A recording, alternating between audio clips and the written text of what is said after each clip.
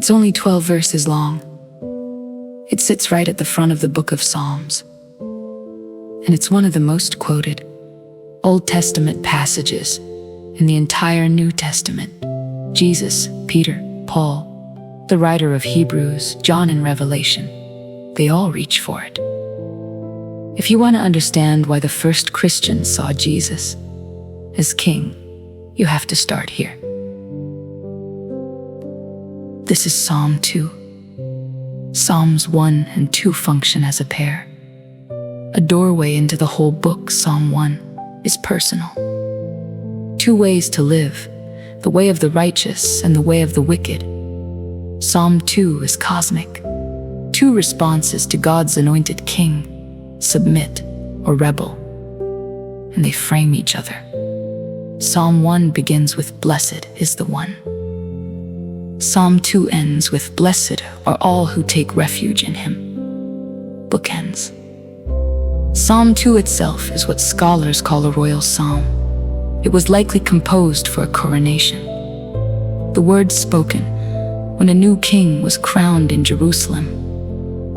But the language is so exalted, so much bigger than any one king, that it was read almost immediately as pointing to something, someone greater.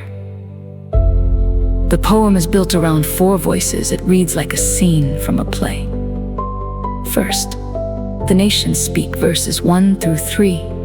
Why do the nations rage, and the peoples plot in vain? Let us burst their bonds apart and cast away their cords from us. That word, rage, is the Hebrew regash. It carries the sense of a restless throng, a tumult. Picture a mob in the streets, and the word, anointed. It's Mashiach, Messiah. This is where we get the word. The world's kings are conspiring against God and his anointed one.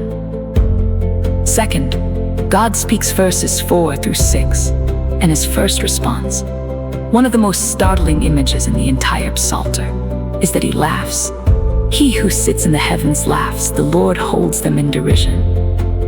The chaos that feels enormous to us registers in heaven almost as comedy. And then he declares, "As for me, I have set my king on Zion, my holy hill." The matter is settled before the mob ever gathered. Third, the king himself speaks. Verses 7 through 9, he repeats a decree he's received. "The Lord said to me, 'You are my son. Today I have begotten you.'" This line, "You are my son," is the voice heard at Jesus' baptism. It's quoted in Acts 13 and Hebrews 1 and 5. The early church heard it as a direct echo of who Jesus was. Fourth, the psalmist speaks. Verses 10 through 12. And this is where the psalm pivots. It addresses those same raging kings from verse 1. But instead of a verdict, it offers an invitation. Be wise. Serve the Lord with fear. Kiss the Son. Kissing, in the ancient world, was a gesture of submission. Subjects kiss the feet of their king. And the psalm ends with something no one saw coming. Blessed are all who take refuge in him. Here's what's striking. The psalm opens with rebellion and closes with refuge. The very people plotting against the king in verse 1 are invited to take shelter in him in verse 12. Judgment and mercy held in tension because both are true. The king has the authority to shatter and the arms to shelter. This is the theology the New Testament writers found running through the entire Jesus story.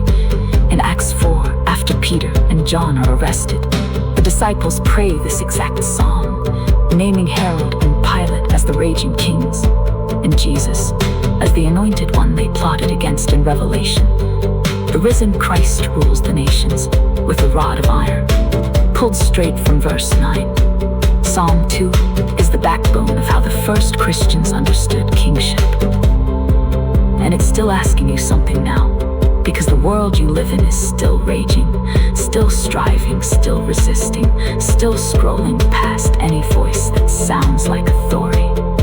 Psalm 2 names that impulse honestly, and then it offers you a different posture. Not not rebellion, refuge. Blessed are all who take refuge in him.